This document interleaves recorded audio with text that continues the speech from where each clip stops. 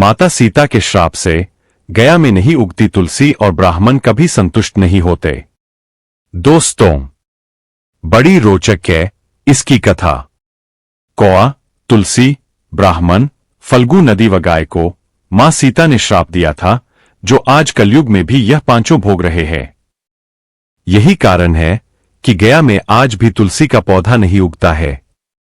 ब्राह्मण कभी भी संतुष्ट नहीं होते हैं। आज इसी विषय पर वीडियो बनाया है। दोस्तों, स्वागत है आप सभी का आपके अपने चैनल देव भक्ति की शक्ति में। वाल्मीकि रामायण के मुताबिक वनवास के दौरान भगवान राम, लक्ष्मण और माता सीता पितृपक्ष में श्राद्ध करने के लिए बिहार के गया धाम पहुंचे। वनवास के दौरान ही भगवान श्री राम और लक्ष्मण जी के पिता राजा दशरथ जी की मृत्यु हो गई थी। इस दौरान पितृपक्ष था और उन्हें पिंडदान करना था, जो किसी पवित्र नदी के किनारे किया जाता है। वहां भगवान राम, माता सीता और लक्ष्मण फल्गु नदी के किनारे पहुंचे।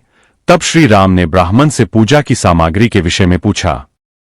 इसके पश्चात उन्होंने लक्ष्मण जी को पास के गांव में पूजा के लिए जरूरी सामान लाने को कहा।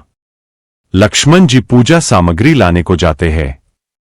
जब काफी देर बाद लक्ष्मण जी नहीं लौटे तो श्री राम ने खुद ही जाकर लक्ष्मण जी की खोज करने का निर्णय लिया। वहीं दूसरी ओर ब्राह्मण देव ने बार बार सीता मां से आग्रह किया कि पिंडदान का शुभ मुहूर्त निकलता जा रहा है। साथ ही माता सीता को पूजा की तैयारी जल्दी पूरी करने के लिए भी कह रहे थे। भगवान श्री राम यह सुनकर तुरंत ही लक्ष्मण की खोज में निकल पड़े थे। इधर जैसे जैसे समय बीतता जा रहा था, माता सीता की व्यग्रता भी बढ़ती जा रही थी, क्योंकि समय बीत रहा था और श्री राम, लक्ष्मण जी लौटकर अभी तक नहीं आ पाए थे। इसी दौरान दशरथ जी की आत्मा ने माता सीता को आभास कराया कि पिंडदान का वक्त बीता जा रहा है। माता सीता असमंजस में पड़ गई। फिर मजबूरन समय की नजाकत को देखते हुए माता सीता ने खुद निर्णय लिया कि उनके पास पूजा करने की जो भी सामग्री उपलब्ध है, उन्हीं से वह स्वयं अपने ससुर राजा दशरथ का पिंडदान करेंगी। तब माता सीता ने ब्राह्मण से कहा, हे ब्राह्मण देव, श्री राम जी और लक्ष्मण को लौटने में देर हो रही है, इसलिए आप पूजा आरंभ करें। शायद जब तक वह दोनों लौट आए। अगर लौटकर नहीं आते हैं तो मैं खुद ही पूजा समाप्त कर लूंगी। ब्राह्मण ने विधि पूर्वक पूजा शुरू की। माता सीता ने फल्गु नदी के साथ साथ वटवृक्ष, कौआ, तुलसी, ब्राह्मण व गाय को साक्षी मानकर स्वर्गीय महाराज दशरथ और अपने ससुर का पिंडदान करना शुरू कर दिया। जैसे ही उन्होंने प्रार्थना करने के लिए हाथ जोड़कर आंखें बंद की, उन्हें एक दिव्य स्वर सुनाई दिया कि उनकी पूजा संपन्न हुई और स्वीकार भी हो गई है। इस बात से माता सीता प्रफुल्लित हुई कि उनकी पूजा दशरथ जी ने स्वीकार कर ली है। माता सीता के मन में इस बात का संशय भी हुआ कि प्रभु राम इस बात को नहीं मानेंगे। फिर माता सीता बोली, मैं इस बात को भी भली भांति जानती हूं, प्रभु श्री राम और लक्ष्मण इस बात पर भरोसा नहीं करेंगे कि मैंने पूजा संपन्न करवा ली है, क्योंकि हमारे हिंदू धर्म में माना जाता है कि ऐसी पूजा बिना पुत्रों के पूरी नहीं होती है। थोड़ी देर बाद भगवान राम और लक्ष्मण सामग्री लेकर आए और पिंडदान के विषय में पूछा।